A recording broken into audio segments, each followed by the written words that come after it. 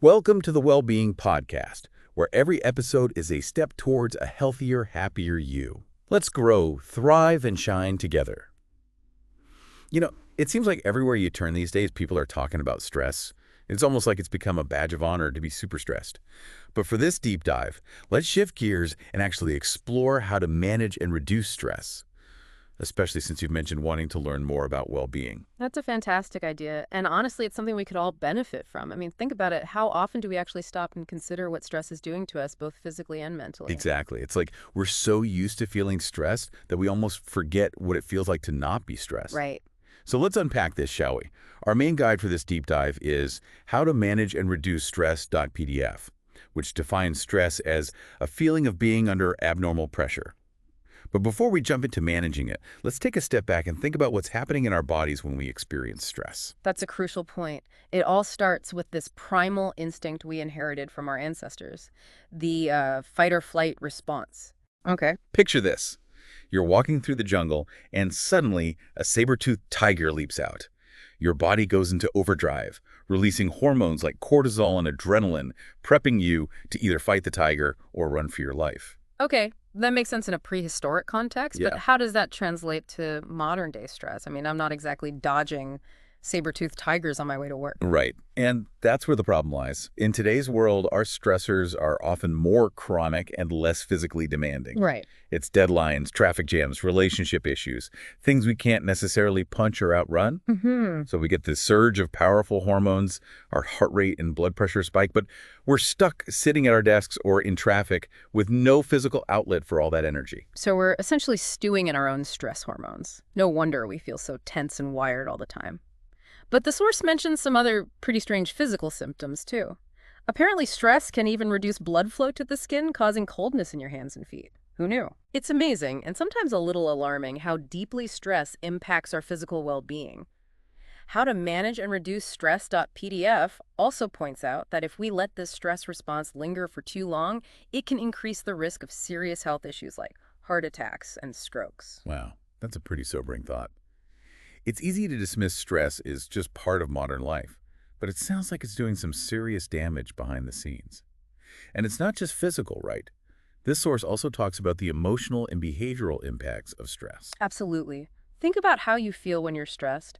Maybe you're more irritable, have trouble concentrating, or find yourself withdrawing from social situations. The source lists a whole range of emotional symptoms, from low self-esteem to increased aggression. It's like stress hijacks our emotional control panel. But here's something I found really interesting. How to Manage and Reduce Stress.pdf talks about how these physical and emotional symptoms can actually feed into each other, creating a vicious cycle. That's a fascinating point. It gives the example of someone with extreme anxiety who starts to worry that they have a serious physical condition, like a heart problem. Oh. This worry then fuels their anxiety even further, leading to more physical symptoms, and the cycle continues. So it's almost like our thoughts and our bodies are conspiring against us when it comes to stress. But how do we even know if our stress levels are crossing the line from normal to problematic? That's a great question, and it's something we all need to be more aware of. How to Manage and Reduce Stress.pdf provides a checklist of signs and symptoms that might indicate your stress is becoming unmanageable. Okay. Things like difficulty concentrating, mood swings, changes in your sleeping or eating habits, or even relying on substances like alcohol or drugs to relax. Those are some pretty clear warning signs, but I'm wondering, what are some of the most common culprits behind stress? Well, it might surprise you, but How to Manage and Reduce Stress.pdf suggests that stress isn't always triggered by major life events. Sometimes it's the accumulation of smaller everyday stressors that can really wear us down. Think about it. Feeling undervalued at work, constant minor disagreements with family members, or even just feeling overwhelmed by your to-do list. So it's like death by 1,000 paper cuts, except the paper cuts are actually stress triggers. Exactly. But of course, major life changes, like divorce, bereavement, or moving house, can be huge sources of stress too. Absolutely. Those are significant life transitions that naturally bring a lot of change and uncertainty. And speaking of relationships, How to Manage and Reduce Stress.pdf highlights the interesting dynamic of how our loved ones can be both a source of stress and our biggest support system. That's such a relatable paradox. It's like on one hand, our relationships can bring us so much joy and support, but on the other hand, they can also be a source of conflict and frustration. Exactly. It's all about finding that balance and making sure we're nurturing those relationships in a healthy way, even when they get challenging. But you know what else is a major stressor for many people? Work-life balance or the lack thereof. How to Manage and Reduce Stress.pdf points out that over 20% of the UK working population works 45 plus hours per week. And that kind of chronic work stress can lead to burnout and serious mental health That's problems. a staggering statistic. It seems like there's this pressure to be always on, constantly connected and available 24/7. No wonder so many people are feeling burnt out and stressed. It's a real epidemic, and it's taking a toll on individuals and society as a whole. In fact, the source highlights that mental health problems are now the leading cause of work absences in the UK. So it's not just about feeling stressed, it's about the impact that stress is having on our ability to function and contribute to society. And then there's the ever-present stressor, money. Especially with the recent cost of living crisis. Financial worries are a major source of anxiety for so many people. Absolutely, and that's something How to Manage and Reduce Stress.pdf emphasizes as well. The combination of chronic stress and debt can be a particularly dangerous spiral, potentially even leading to suicidal thoughts. That's a really scary thought, and it highlights the importance of seeking help if you're struggling with debt. There are resources available like Step Change and citizensadvice.org.uk that can provide support and guidance. Those are fantastic resources. And it's so important to remember that there's no shame in seeking help. It's a sign of strength, not weakness. But let's shift gears a bit and talk about how people try to cope with all this stress. Good point. The source also mentions that people often turn to unhealthy habits like smoking, drinking, or even drug use to try to alleviate stress. It's completely understandable, but the problem is that these substances often create more problems than they solve. Like a quick fix that ultimately backfires. Exactly. Take nicotine, for instance. It might provide a fleeting sense of relaxation, but then it leads to cravings and dependence, adding another layer of stress to your life. And alcohol, while it might seem to numb anxiety in the moment, can actually worsen anxiety and depression in the long run. So it's crucial to be mindful of how we're coping with stress and to choose strategies that support our well-being in the long term. But now for the million-dollar question. How can we actually start taking control of our stress and managing it in a healthy way? Well, the good news is that How to Manage and Reduce Stress.pdf offers some practical steps we can take.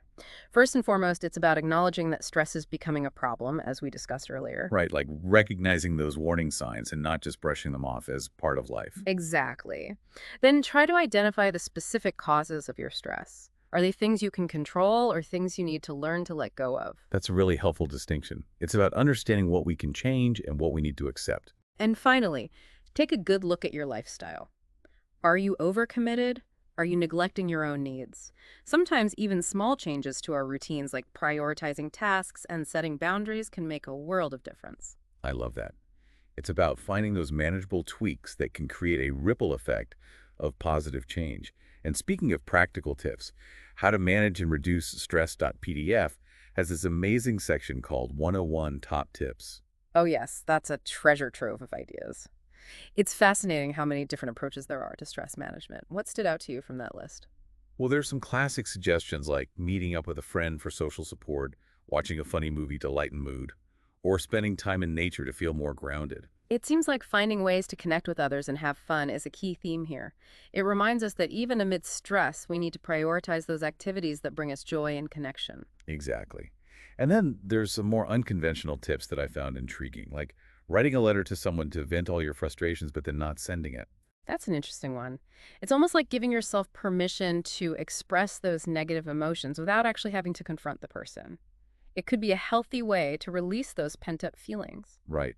It's about finding a safe and constructive outlet for those emotions. And here's another one. Doing something nice for someone else to shift your perspective and get those feel-good hormones flowing. That's a great idea. It takes the focus off of your own problems and allows you to experience the joy of giving and helping others. It can be a powerful reminder that we're all connected and that we have the ability to make a positive impact. What are some of the tips that resonated with you? I'm drawn to the ones that emphasize self-care and mindfulness. Things like cuddling a baby or a pet for that stress-reducing dose of physical affection, playing a musical instrument or singing for emotional expression, or even challenging a friend to a game for some lighthearted fun and distraction. Those are all fantastic suggestions. It's like creating a menu of stress-busting activities that you can choose from based on your mood and needs.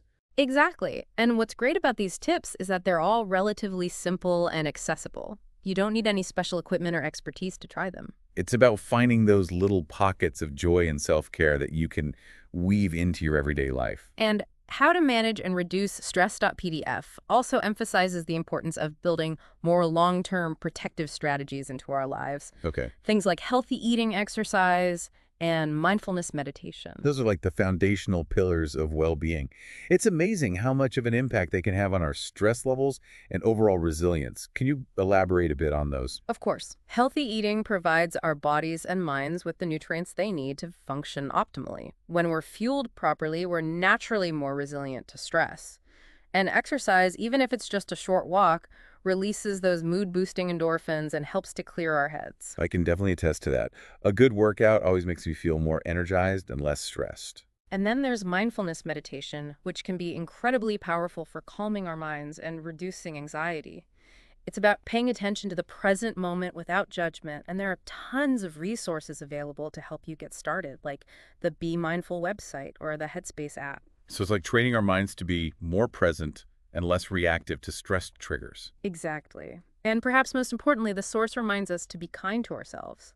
We all have bad days, and beating ourselves up only adds to the stress. It's about treating ourselves with the same compassion and understanding that we would offer a friend. That's such a valuable reminder. We often hold ourselves to these unrealistic standards and forget to extend ourselves the same grace we offer others. But speaking of different kinds of stress, I noticed that stress reduction in 5 minutes or less for website.pdf introduces this concept of eustress.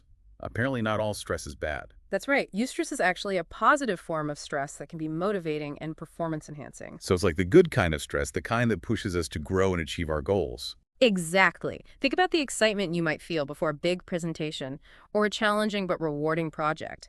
That nervous energy can actually sharpen your focus and push you to do your best. It's like harnessing that energy and using it to our advantage. But what about those moments when stress feels overwhelming and we need some immediate relief?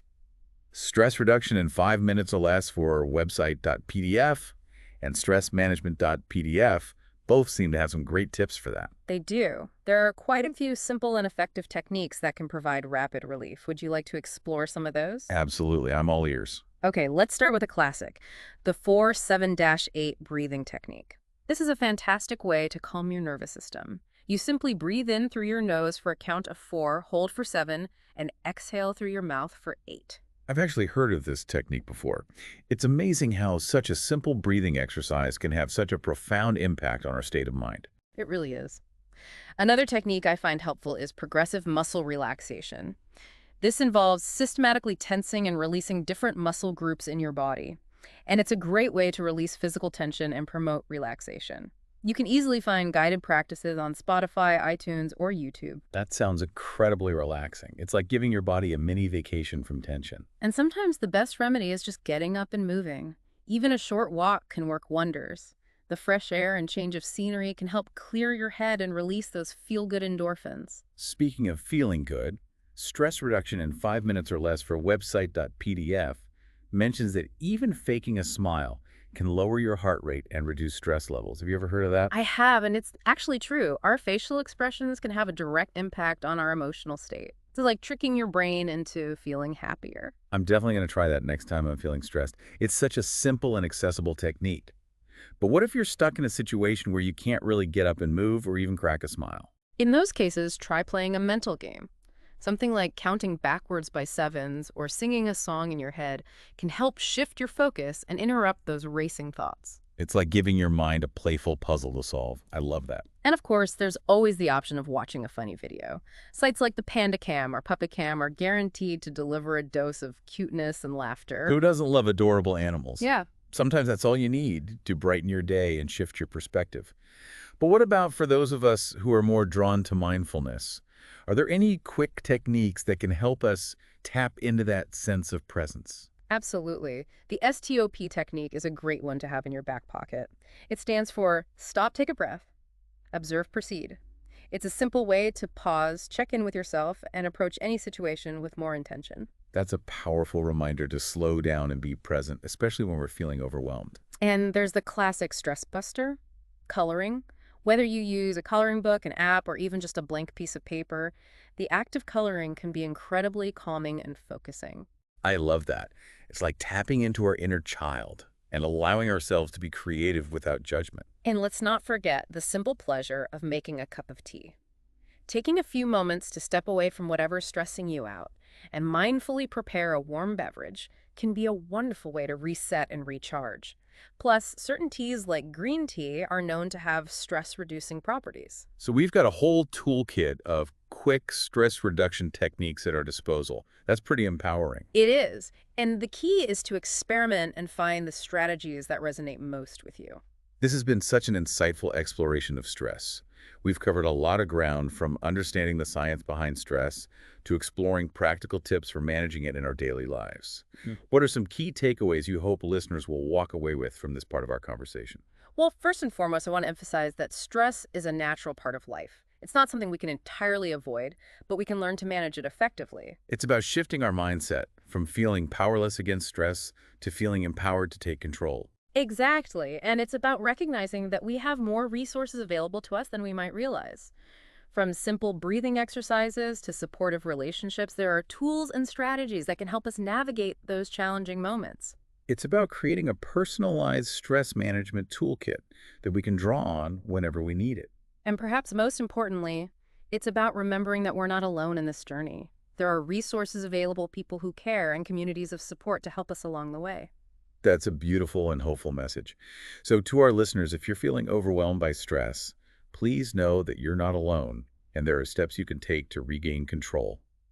In the next part of our conversation, we'll dive even deeper into practical tips and strategies for minimizing those everyday stressors. Stay tuned. As we delve further into these practical tips for managing stress, I'm struck by how much of it comes down to reclaiming a sense of control over our lives. That's such an interesting observation. It's like we often feel at the mercy of external circumstances, hmm but there are actually so many things we can do to proactively manage stress. Exactly. And 50 Ways to Reduce-Stress.pdf offers a whole array of strategies for minimizing those everyday hassles that tend to chip away at our well-being. I'm all about those small, manageable tweaks that can make a big difference. What are some of the gems you uncovered in this source? Well, one that really resonated with me is the idea of preparing for the morning the night before. Things like laying out your clothes, packing your lunch, even presetting the coffee pot. It might seem like a small thing, but it can set a completely different tone for your day. I can totally see that. It's like eliminating those frantic "where are my keys" Yeah, moments that can send your stress levels through the roof before you've even left the house. exactly. And it frees up mental space to focus on more important things. Another tip I found helpful is about keeping a to-do list. It seems simple, but getting those tasks out of your head and onto paper can be incredibly liberating. I'm a huge fan of to-do lists. There's something so satisfying about checking things off as you go. It's like a visual reminder of your progress and accomplishments. And it can help to prioritize tasks and break down overwhelming projects into smaller, more manageable steps. Speaking of feeling prepared, the source also talks about anticipating those little inconveniences that can throw off your day, Okay. like always having an umbrella in your bag or keeping a stash of healthy snacks on hand. Those are such practical tips. It's about being proactive and setting yourself up for success. Exactly. And it can make a big difference in how you respond to those unexpected situations. If you're already prepared, you're less likely to feel stressed and overwhelmed. 50 Ways to Reduce-Stress.pdf even suggests carrying a good book with you for those inevitable waiting times, Oh, yeah. like standing in line at the post office or waiting for an appointment. That's brilliant. It's like turning those potentially frustrating moments into opportunities for relaxation and enjoyment. Exactly. It's a simple shift in perspective that can have a big impact on your overall stress levels. And here's another one that I think we could all benefit from: finding humor in everyday situations. Oh, I love that one. Laughter is such a great stress reliever. It's like a mini vacation for your mind. It really is. It helps to diffuse tension, shift your perspective, and remind you not to take things too seriously. But sometimes laughter isn't enough. 50 Ways to Reduce-Stress.pdf has this interesting suggestion about creating a worry period. A worry period.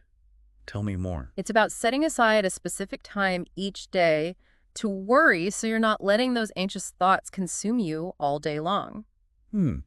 That's an interesting idea. I wonder if it would actually work. I feel like my worries tend to pop up at the most inconvenient times. It might take some practice, but the idea is to train your mind to contain those worries within a designated time frame. And then when those worries inevitably creep in outside of that period, you can gently redirect your attention to the present moment. It's like giving your worries a designated space so they don't spill over into everything else. Exactly. But sometimes the most stressful situations arise from our own inability to set boundaries. That's so true. It's like we feel obligated to say yes to every request, even if it means stretching ourselves too thin. And that's where learning to say no comes in. It can be a tough skill to master, but it's crucial for protecting your time, energy, and well-being. I think that's a valuable tip for everyone, regardless of their stress levels. It's about recognizing that it's okay to prioritize your own needs. Absolutely. 50 Ways to Reduce Stress.pdf also talks about the importance of taking breaks, Right. like getting up from your desk every hour to stretch or going for a quick walk. Those mini breaks can do wonders for your focus and productivity, too. It's like hitting the reset button for your mind and body. Exactly. It's about preventing burnout and giving yourself those moments of respite throughout the day. And speaking of respite, the source also mentions the power of touch. Mm. Getting a massage, giving yourself a foot rub, or even just taking a warm bath can be incredibly therapeutic. Touch is such a basic human need. It's amazing how much it can impact our mood and well-being. It really is. It releases those feel-good hormones and helps us to relax and de-stress. And of course, we can't forget about the foundational pillars of well-being. Getting enough sleep, eating a healthy diet, and exercising regularly. Those are the non-negotiables.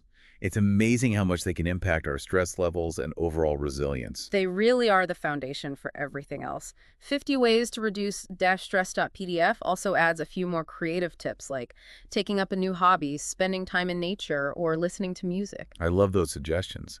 It's about finding those activities that bring you joy and incorporating them into your daily life. And it's so important to remember that managing stress is a personalized journey. What works for one person might not work for another. That's such a good point. It's about experimenting and finding what resonates with you. Exactly. And it's about being kind to yourself along the way. There will be days when you feel like you're nailing it, and there will be days when you feel like you're back to square one. It's a process, not a destination. And it's about celebrating those small victories along the way. But I'm curious, what are some of the things you personally do to manage stress in your own life? Well, mindfulness has become a really important practice for me. I try to incorporate moments of mindful awareness throughout my day, whether it's paying attention to my breath, savoring a cup of tea, or simply noticing the sensations of my feet on the ground. It's like bringing your attention to the present moment and finding those little pockets of peace amidst the chaos. Exactly. It's a practice, and some days are easier than others, but I find it incredibly helpful for grounding myself and reducing anxiety. I can definitely see the value in that. It's about cultivating that inner calm that can help us weather any storm. Absolutely. And I also make it a priority to move my body regularly, whether it's going for a run, taking a yoga class, or even just dancing around my living room. Physical activity is a fantastic stress reliever for me. It's amazing how much better you feel after moving your body. It's like shaking off the tension and releasing those feel-good endorphins.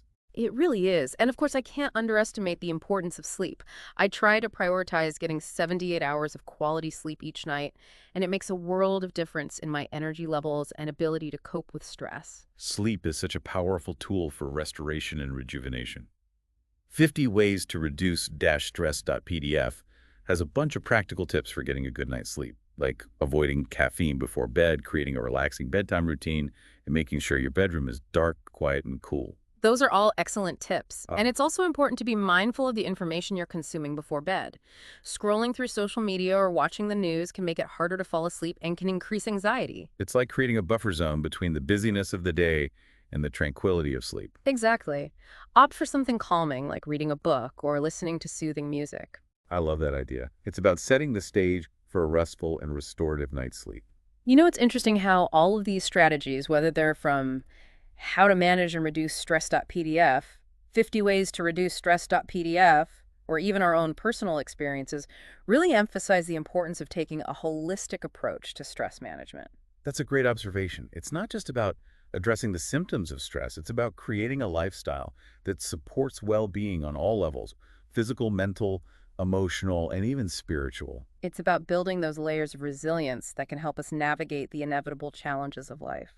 And it's about recognizing that we have more power than we often realize. We can choose how we respond to stress, and we can create a life that feels more balanced, fulfilling, and aligned with our values. What an empowering message. It's like we're shifting from feeling like victims of stress to becoming architects of our own well-being. Exactly. And that's the beauty of this whole conversation. It's about reclaiming our power and creating a life that feels good on the inside and out. But sometimes, despite our best efforts, stress can still feel overwhelming. So in the final part of our conversation, let's talk about what to do when stress reaches a ticking point and how to access the support we need. It's so reassuring to hear about all these practical tips and strategies for managing stress.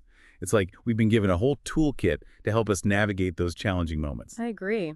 And what's so encouraging is that these strategies are accessible to everyone. You don't need any special equipment or expensive programs. It's really about making those small, consistent changes that can have a big impact over time. Right. It's about taking ownership of our well-being and creating a life that feels less overwhelming and more aligned with our values. And sometimes despite our best efforts, stress can still reach a tipping point. Life throws curveballs, and there are times when we need extra support. That's so true. It's like we can build up our resilience and have all the tools in place, but there are still those moments when we need to reach out for help. Exactly. And that's where remembering that we're not alone becomes so important. One of the key takeaways for me from all of these sources is that it's okay to ask for help. Whether it's reaching out to a friend, a family member, or a mental health professional, having that support system in place can make all the difference. Absolutely. It's a reminder that we don't have to go through this alone. There are people who care and resources available to help us navigate those challenging times. And sometimes just talking about what's stressing us out can be incredibly therapeutic. It helps to release those pent-up emotions and gain a fresh perspective. It's like sharing the burden lightens the load. Uh-huh. So to our listeners, if you're feeling overwhelmed by stress, please reach out. Talk to someone you trust. Explore the resources mentioned in the sources, and know that you have the power to create positive change in your life. And remember, each step you take towards managing your stress is a victory worth celebrating. Be kind to yourself, be patient with the process, and never give up on your well-being. Those are such powerful reminders. It's so easy to get caught up in the negative self-talk and forget to acknowledge our own strength and resilience. It really is. And sometimes we need a little help to shift our perspective and remember that we're capable of so much more than we often give ourselves credit for. This whole deep dive has been so insightful and empowering. I feel like I have a much better understanding of stress, both how it works in my body and mind, and how to manage it in a healthy way. Me too. And I hope our listeners feel the same. It's been a pleasure exploring these resources with you and unpacking all this valuable information. The pleasure was all mine. And to our listeners, thank you for joining us on this deep dive into stress. We hope you feel inspired and equipped to navigate the inevitable stresses of life with more ease and confidence. Remember, you have the power to create a life that feels balanced, fulfilling, and meaningful, even amidst the challenges. Beautifully said. And never underestimate the power of small, consistent steps. Even those tiny tweaks to your routine or mindset can create a ripple effect of positive change. Thanks for listening to the Wellbeing Podcast. Take care, stay inspired, and see you next time.